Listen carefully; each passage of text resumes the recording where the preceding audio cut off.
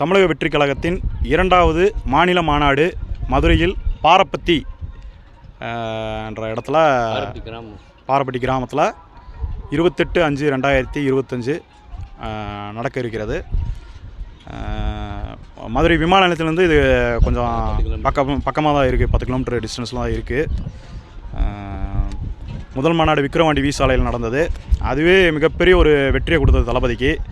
இது மதுரையில் நடக்குது ரெண்டாவது மாநாடு. இது திருப்பரங்குன்றம் தொகுதியிலையும் வருது. மிகப்பெரிய வெற்றியை இன்னும் இது கொடுக்கும். ஏன்னா மதுரையினாவே தளபதியினுடைய கோட்டை, ரொம்ப பாசக்கார மக்கள் தளபதிக்கு. நம்ம ஏர்போர்ட் வரையில் பயங்கர இதாக. ஆமாம் ஆமாம். இன்றைக்கி காலையில் பூமி பூஜை நடந்திருக்கு. எங்களுக்கு நைட்டு தான் தெரியும், 3 மணி தான் நைட்டு தான் தெரியும். நாங்களும் மதுரையிலேருந்து தான் வந்திருக்கோம், மதுரை டவுனுக்குள்ளேருந்து வந்திருக்கோம். லொக்கேஷனை பார்த்துட்டு போகணுன்னு வந்திருக்கோம். ரொம்ப சந்தோஷமாக இருக்குது. இடமும் நல்லா அமைஞ்சிருக்கு, பைபாஸுக்கு பக்கத்துலேயே அமைஞ்சிருக்கு. தளபதியினுடைய இது வெற்றி பயணம் மதுரையிலேருந்து இன்னும் சிறப்பாக அமையும். இது எங்களுக்கும் சந்தோஷமாக இருக்குது. தளபதி ரசிகராகவும் தமிழக அளவுக்கு ஸ்பேஸ் இருக்குது. ஆமாம், கண்டிப்பாக இது நல்ல ஸ்பேஸ் உள்ள ஒரு 300 ஏக்கர் வரைக்கும் இருக்கும் போல். மதுரை வந்தாலும் தாங்கும், நல்லா தாங்கும். கார் பார்க்கிங் அந்த பக்கம். ரெண்டாவது சித்திரை திருவிழா இது எங்களுக்கு தளபதியினுடைய 2வது மாநில மாநாடு தான். விக்கிரவாண்டி போயிருந்தீங்களா? விக்கிரவாண்டி போயிருந்தோம். விக்கிரவாண்டியோட அது நல்லா சிறப்பாக இருக்குங்க. அதை விட அதிகமான ஒரு மாநாடே மதுரையில் எதிர்பார்த்தது. முதல் மாநாடே மதுரையில் எதிர்பார்த்தது, அது பிரச்சனைனால அமையலை. இது அதை விட திருவிழா கொண்டாடுவாங்க. இந்த ஆகஸ்ட் 25 வந்து விஜயகாந்துக்கு வந்து பிறந்தார். இது எப்படி உங்களுக்கு இருக்கு எக்ஸ்பீரியன்ஸ்? இன்னும் நல்லா இருக்கு, அருமையா இருக்கு. அந்த விஜயகாந்த் விட்டு போன இடத்த வந்து தளபதி வந்து நிரப்புவாருன்னு எங்களுக்கு நம்பிக்கை இருக்கு. கண்டிப்பா நம்பிக்கை இருக்கு. மக்களே சப்போர்ட் பண்ணுவாங்க. எங்களுடைய தளபதியினுடைய திருமண நாளும் கூட அன்னைக்கு. ஆமா, இது எங்களுக்கு இன்னுமே ரொம்ப இதா இருக்கு, சந்தோஷமா இருக்கு. திருமண நாள் பிளஸ் கேப்டன் விஜயகாந்தனுடைய பிறந்த நாள். அந்த நேரத்தில் இந்த மதுரையில் ஒரு தூங்கா நகரத்தில் கண்டிப்பா வாய்ப்பு இருக்கு, கண்டிப்பா இருக்குங்க. தளபதியினுடைய இது வந்து நாங்களே மக்கள்கிட்ட வந்து சர்வேக்கு போயிருக்கோம். நாங்கள் வெற்றி கழகத்தோட உறுப்பினராக இருக்கோம். ஒவ்வொரு சர்வே எடுக்கும்போது அந்த டிஎம்கோட இது வந்து யாருக்கிட்டையும் மக்கள்கிட்ட வந்து ரீச் ஆகலை இன்னும். அதை வந்து ஒவ்வொரு வீடும் சொல்கிறாங்க. நாங்களே நான் இப்போ வண்டியில் வந்து ஒரு இணைச்சலாக இருக்கேன். ஒவ்வொரு வீடாக போய் நான் வந்து இது எடுக்கிறோம், எங்கள் இதெல்லாம் கொடுக்குறாங்க. அது போகும்போது பார்த்தீங்க அப்படின்னா அந்த டிஎம்கேவோட அந்த 1000 ரூபா மகளிர் உதவித்தொகை வந்து எங்களுக்கு இன்னும் வரல என்ற ஒரு குறைகள் வந்து அதிகமாக இருக்குது. வந்து யாருமே வரலைன்ற ஒரு குறைகள் இருக்குது. விஜய் வந்தால் தரமாட்டேன்னு சொல்கிறாரு. அதாவது இலவசங்கள்ன்றது வேணாம் மக்களுக்கு, அது ரொம்ப மக்களோட ஒரு சோம்பேறி ஆகுது. கண்டிப்பாக லேடிஸ் ஏற்றுக்குவாங்களா? கண்டிப்பாக ஏற்றுக்கிறோம். ஏற்றுக்கிட்டு வந்தால் தான் இன்னும் தமிழ்நாடு நல்லா திட்டங்கள் எங்கள் தளபதி கொடுப்பாருங்க. ஆமாம், கண்டிப்பாக சிறப்பான திட்டங்கள் கொடுப்பாரு, வேலை வாய்ப்புகளை ஏற்படுத்தி கொடுப்பாரு. சில பேர் வந்து ஃப்ரீயாக கொடுக்கறதுனால எதுக்கு ஃப்ரீயாக வரல, அப்புறத்துக்கு நான் இவங்களுக்கு ஓட்டு போடணும் அப்படின்ற மாதிரி ஒரு கருத்து, ஒரு கருப்பு. அதெல்லாம் கண்டிப்பாக தாண்டணும். அதாவது ஊழல் வந்து அதிகமாக செய்கிறாங்க. இப்போ இலவசமாக கொடுத்துறாங்க. அந்த இலவசத்தை கொடுக்கும்போது அந்த பணத்தை வந்து ஒவ்வொரு ஊழல் ஒரு ஒரு வீட்டுக்கே நம்ம ஒரு வரி கட்ட போகிறோம், ஏதோ ஒன்று ஒரு மாநகராட்சி ஆஃபீஸரை பார்க்க போகிறோம் அப்படின்னா அந்த இடத்துல வந்து ஒரு ஊழல் நடக்குது. அப்போ அது என்ன ஆகுது? அதுதான் வந்து இந்த இலவசத்தில் வந்து திணிக்கிறது, வேறு ஒன்றும் கிடையாது. இப்போ மகளிருக்கெலாம் இலவசமாக கொடுத்துருக்காங்க, நம்ம இல்லைன்னு சொல்ல. அது ஒரு படிக்கிறவங்களுக்கோ ஒரு வேலைக்கு போகிறவங்களுக்கோ கொடுத்தாங்கன்னா நல்லது. வீட்டில் இருக்கவங்க எல்லாருமே ஃப்ரீயாக போகும்போது அது வந்து அந்த ஊழல் கண்டிப்பாக வரத்தான் செய்யும். இப்போ ஆரம்பத்தில் அது ஃப்ரீன்ற ஒரு விஷயம் வந்துருச்சு. ஆமாம், ஃப்ரீ இல்லை அப்படின்ற மக்கள் அதை கொஞ்சம் கொஞ்சமாக தான் கண்டிப்பாக குறைக்கணும். உடனே குறைக்க முடியாது. அதை மாட்டு திட்டங்களை கொண்டு வந்து அதை கொஞ்சம் கொஞ்சமாக சரி கட்டணும்.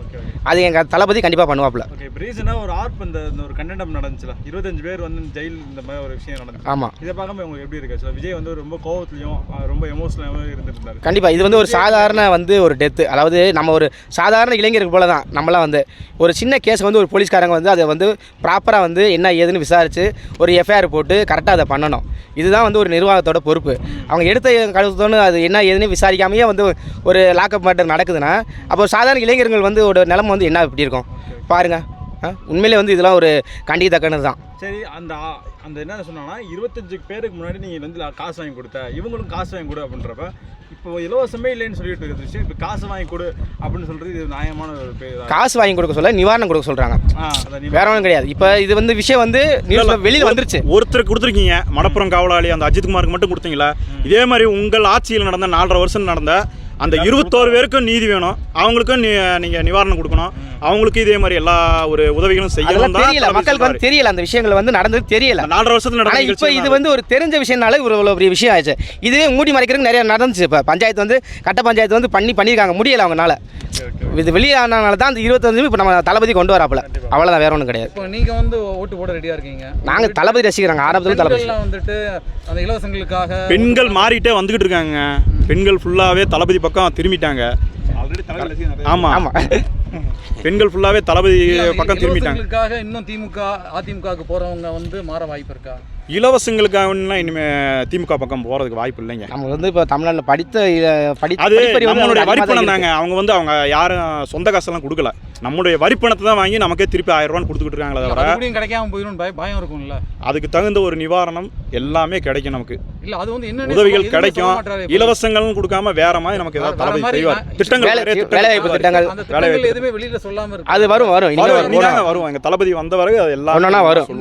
எலெக்ஷன் நெருங்க தேர்தல் நினைக்கிறீங்களா? சுற்றுப்பயணத்துல சொல்லுவாருங்க எங்க தளபதி, ஒவ்வொன்றா சொல்லுவாரு. ஆட்சி வந்து 2 வருஷம் ஆச்சு. இப்போ இதுவரை விஜய்ட்டு வந்து என்ன 2 வருஷம் ஆச்சு, என்ன ஒரு முன்னேற்றமா நீங்க பார்த்துருக்கீங்க? ஆட்சி வந்து இல்லை, கட்சி தொடங்கி 2 வருஷம் ஆகுது. எங்க தளபதி கட்சி தொடங்கி 2 வருஷத்துலேயே 1.5 கோடி உறுப்பினர்கள் சேர்ந்துருக்காங்க. 2 கோடியை நாங்கள் நெருங்கி கொண்டு போகணுன்னு இலக்கு வச்சுருக்கோம். இன்னுமே வந்து ஒவ்வொரு வீட்டுக்கு ஒரு நிர்வாகியும் 2 உறுப்பினர்களும் மினிமம் கொண்டு வரணுன்ட்டு எங்களுக்கு தளபதி அறிவுரை கொடுத்துருக்காரு. அதை நாங்கள் கண்டிப்பாக கொண்டு வருவோம், செய்வோம். இப்போ கூட்டணி சேருமா? கூட்டணியை பற்றி தளபதி தாங்க முடிவெடுப்பார். ஏன்னா செயற்குழு வந்து இல்லாமல் ஜெயிக்க முடியும்னு நினைக்கிறீங்களா? கண்டிப்பாக கூட்டணி வைக்கக்கூடாது, வைக்கக்கூடாது. தளபதி வந்து விஜயகாந்த் எப்படி ஆண்டவர் மேலேயும் மக்கள் மேலேயும் நம்பிக்கை வச்சு தொடங்கினாப்லையோ அதே மாதிரி வந்தாலே போதுமானது. மற்றவங்க எங்கள் கூட வந்து கூட்டணி அது எப்படி கூட்டணி அமைஞ்சாலும் சரி, அது தளபதி தலைமையில் தான் கூட்டணி அமையும். அவர் தான் எங்களுடைய முதலமைச்சர் கேண்டிடேட். அவர்தான் நாங்கள் செயற்குழுலாம் தீர்மானம் பண்ணியிருக்கோம். அதனால் தளபதி தலைமையில் தான் அமையணும் எந்த கூட்டணியாக இருந்தாலும். வந்து மக்கள் கருத்து என்ன சொல்கிறாங்க அப்படின்னா, விஜயகாந்த் அப்படிப்பட்ட விஜயகாந்தவே வந்து அரசியலில் வந்து ஒன்றும் போயிட்டாங்க. விஜய் வந்து இன்றைக்கி தான் வந்திருக்காரு, ஸோ வந்து பண்ணுறா எப்படி வருவாரா மாட்டாரா அப்படின்னு. விஜய் வந்து ஒவ்வொரு அடியுமே கொஞ்சம் பார்த்து பொறுமையாக நிதானமாக அது எப்படி பண்ணுன்றது நல்ல பிளானோட கண்டிப்பாக வந்திருக்காப்புல. இல்லை எங்கள் தளபதி எடுத்து வைக்கிற ஒவ்வொரு ஸ்டெப்புமே நல்லா கேர்ஃபுல்லாக நாங்கள் பண்ணிக்கிட்டு வெற்றி நோக்கி தான் போயிட்டு இருக்காப்புல. வெற்றி நோக்கி தான் போய்கிட்டு இருக்குங்க அவருடைய பயணம். அடுத்த எம்ஜிஆர்னு சொல்லலாமா? அது மக்கள் தான் சொல்லணும், மக்கள் தாங்க சொல்லணும். நம்ம நிர்வாகிகள் அங்கே சொல்ல முடியாது. எங்களுடைய தளபதியினுடைய ஒவ்வொரு மூவ்மெண்ட்டுமே வெற்றி பயணத்தை நோக்கி தான் போய்கிட்டு இருக்குங்க. அவர் கண்டிப்பாக அரியணை ஏறுவார் 2026. இது எல்லா தமிழ்நாட்டு மக்களினுடைய சார்பாக நாங்களும் தெரிவிச்சுக்கிறோம். சூப்பர்.